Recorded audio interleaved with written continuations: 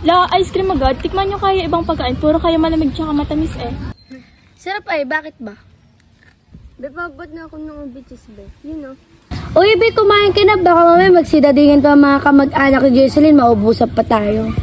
La, wala ba kayong balak tira niyo kamag-anak ko? Tayo, isang ice cream pa lang naman nakakain ko.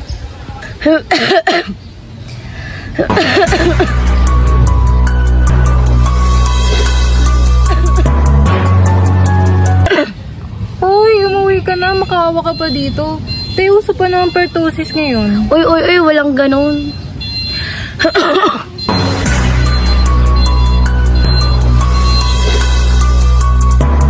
Uy, tayo, umuwi ka na. Hello, wait lang.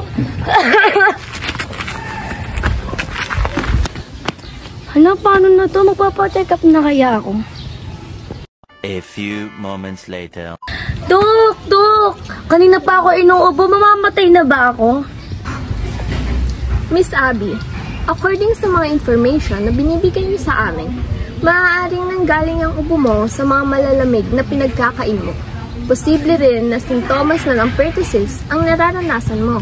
At kailangan agad natin gumawa ng mga test para tayo ay makasiguro. Pero huwag ka naman mag-alala. May re-reset ako sa'yo ang Ubo Not Today Syrup. Ubo Not Today Syrup.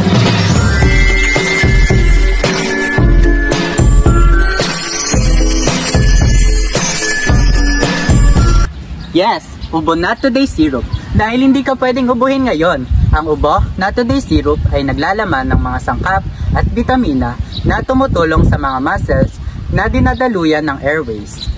At nagpapahinto rin ito ng kati sa lalamunan at nagpapalakas ang immune system upang labanan ang mga impeksyon na nagsasanhi ng ubo.